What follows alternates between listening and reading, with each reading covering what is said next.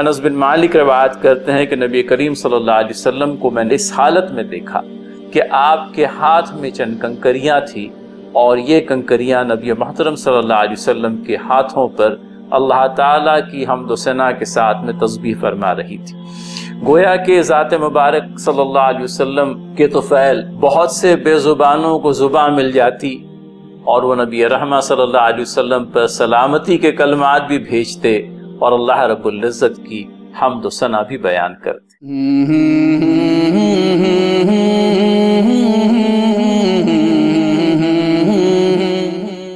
اعوذ باللہ من الشیطان الرجیم تلک الرسل فضلنا بعضهم على بعض منهم من کلم اللہ ورفع بعضهم درجات وآتینا عیسی ابن مریم للبینات وأیدناہ بروح القدس صدق اللہ العظیم۔ محترم ناظرین، عزت مآب ناظرات، تلک الرسل قرآن کریم کا تیسرا سپارہ اور اس کی پہلی آیت کا نصف حصہ آپ کے سامنے تلاوت کیا گیا۔ حضرات انبیاء علیہ الصلوۃ والسلام کو اللہ تعالیٰ نے وقت اور حالات کے عین مطابق معجزات سے بھی نوازا۔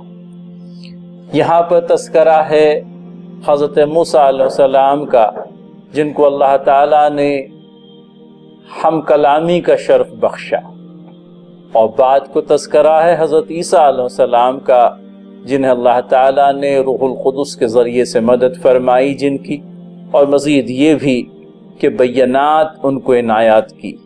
اور بینات سے مراد ہے روشن نشانیاں۔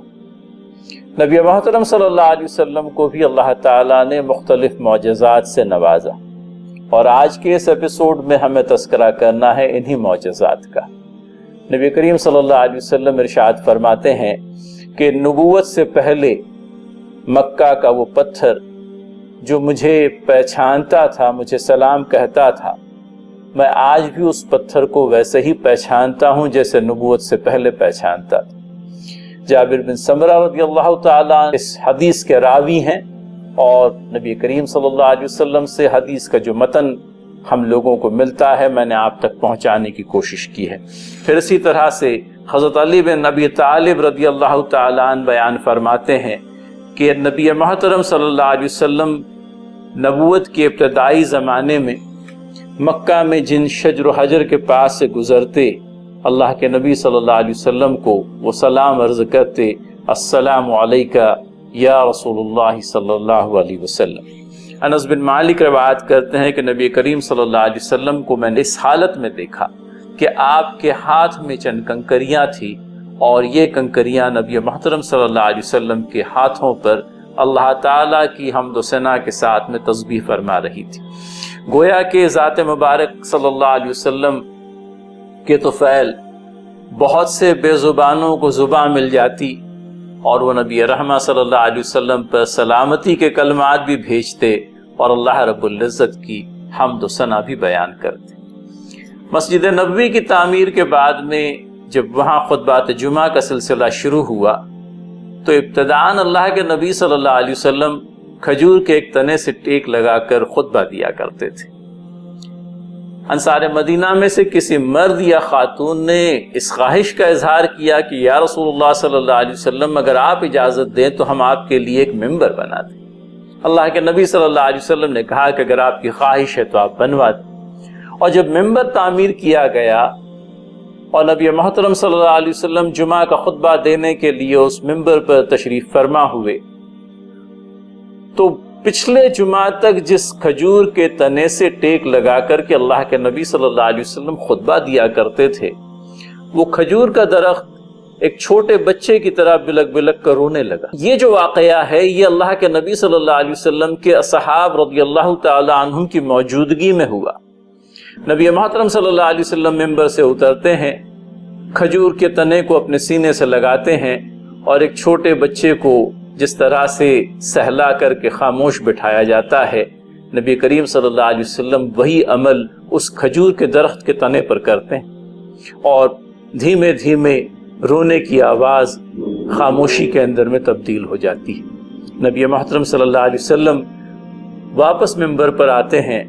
اور اصحاب رسول اللہ صلی اللہ علیہ وسلم سے کہتے ہیں کہ اس تنے کو اس بات کا غم ستا رہا تھا کہ کل میری رفاقت میں وہ اللہ تعالیٰ کا ذکر مجھ سے سنا کرتا تھا، اور آج جب میں ممبر پر تشریف فرما ہوں تو اسے اللہ تعالیٰ کے ذکر کے وہ کلمات سننے سے محرومی ہو گئی ہے، اور اسی محرومی کی وجہ سے وہ بلک بلک کر رو رہا تھا۔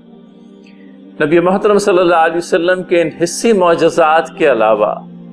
سب سے بڑا معجزہ قرآن کریم ہے۔ بذات خود ارشاد فرماتے ہیں کہ ہر نبی کو کچھ معجزات عطا فرمائے گئے، اور ان معجزات کے ساتھ میں جن انبیاء علیہ الصلوۃ والسلام کی بعثت ہوئی، ان معجزات کے مطابق لوگ ان پر ایمان لائے۔ مجھے اللہ تعالیٰ نے وحی الہی کا، قرآن کریم کا معجزہ عنایت کیا ہے، اور مجھے اس بات کی امید ہے کہ روز قیامت میرے ماننے والے دیگر انبیاء علیہ الصلوۃ والسلام کے مقابلے میں سب سے زیادہ ہوں گے۔ اور یہ بات کوئی تعجب خیز بات نہیں تھی کہ بخوبی جانتے تھے اللہ کے نبی صلی اللہ علیہ وسلم کہ قرآن کریم یہ وہ معجزہ ہے جو رہتی دنیا تک کے تمام تر انسانوں کے لیے ایک معجزے کے طور پر کام کرتا رہے گا۔